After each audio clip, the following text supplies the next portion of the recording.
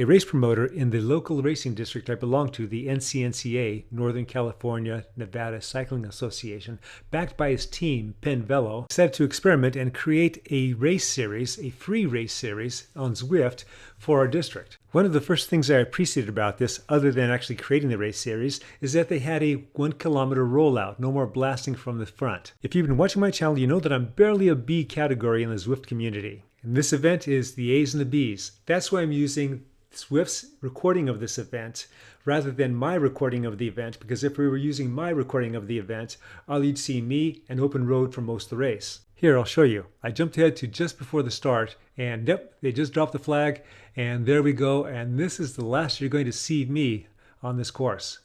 But that's okay, I keep rolling around and wait till they come around again. I think we did something like 10 laps, I understand. Yeah, I think they were like 4-minute laps for most everybody. Now keep in mind that I'm 65 and that there are the B's in this race that are still connected, so they're just fine and they're going to have a good race. This was a pretty exciting race. It certainly wasn't roll around until the sprint. There was action going on pretty much all the time. As you're watching this video, I'm often going to direct your attention to the upper right hand corner, that little map insert. And so we have the action starting right now. Kreitman is starting to pull away and he's actually going for a solo move. Now, ordinarily in normal racing, on the road racing, you have somebody that jumps out there and then they're hoping that somebody else will join them. Kreitman may actually be hoping for this. Now, pace lining is not the same in Zwift as it is on the road, but hopefully with the algorithm there's enough similarities and we will actually see later on in the race where this comes into play. So I'm going to assume that he's out there and he's hoping that someone bridges up to him. Not the whole pack, obviously, but one or two others. About 90 seconds later, there were no takers, and the pack comes back in. Now, I was assuming that Kreitman was hoping that someone would go out with him. He may have just been testing his legs and testing everyone else's legs. So now, they're all together. About 20 seconds later, Kreitman's teammate O'Reilly attacks. Obviously, I don't know what the others in the pack are feeling right now, but I'm guessing, so with the big numbers that I'm seeing on here, that the B's are really starting to hurt. Now, we have somebody that's bridging up to O'Reilly, and that is Kreitman again. So now there is a potential for a two-man break to happen and to possibly stay away. And it looks like there's another two that are kind of chasing them that looks like it's getting pulled back into the pack. Everyone's pretty much strung out right now, and a lot of them are thinking, man, I wish this was a bigger field, have more people hide behind. When you look at the map insert in the upper right-hand corner, you'll get a good status of where we are in the race. You have those two that are breaking away, you have the strung out field, and you may have seen earlier a yellow beacon there, and the yellow beacon is Brian from Penn Velo. He's one of the organizers of this race. In fact, he's the main organizer for this particular race. The reason he lost connection is because he is the race organizer. He's got to deal with a lot of technical issues, and sometimes that means that you're giving up your warm-up a little bit. Sometimes there's happening things during that have to be addressed. Now, when I was putting on races, obviously on the road, I never raced my own race because I had to be there to watch everything, including the cash box. So I can certainly empathize with Brian right now. I just jumped ahead 4 minutes. These guys have been chasing pretty hard. They've been strung out pretty much like what you're seeing here. Now, looking at the graphic again of the map on the upper right-hand corner, you'll see that they're starting to split apart.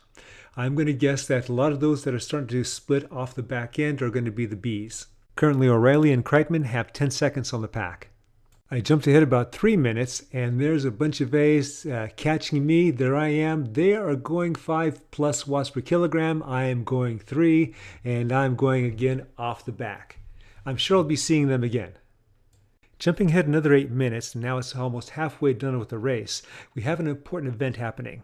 Recall when Brian, the category organizer, had dropped off from the main group? Due to being lapped, he's now back with that same group. O'Reilly and Kreitman, they've been floating between now 14 and 16 second gap. Now let's see what happens next. Within 90 seconds, the first voice is heard, or I guess in this case read, calling for the group to work together toward a more effective chase. That first voice came from Unlocked. There must be a story behind that name. At this point, the two leaders are at 15 seconds ahead.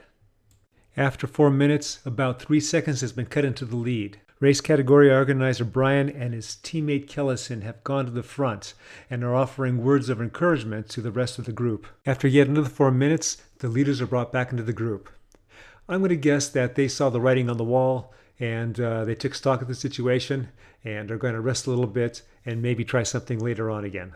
It's now half a mile to go. I imagine everybody was pretty reamed because there was no other action, no other attacking that was going on.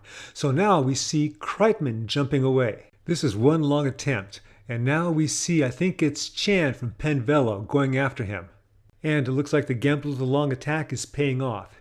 He's got about 5 seconds on Chan, and Chan's got about 10 seconds on his nearest chasers. As far as how I did, even though I got lapped twice, I did connect with others, and that part was a blast. I hope you enjoyed this video. I hope you come out here next week. Brian says that if I get enough people coming out, he'll give me my own 65-69 Greek-only category. Thanks for watching, and always remember, comment, like, subscribe, The Cycling Greek.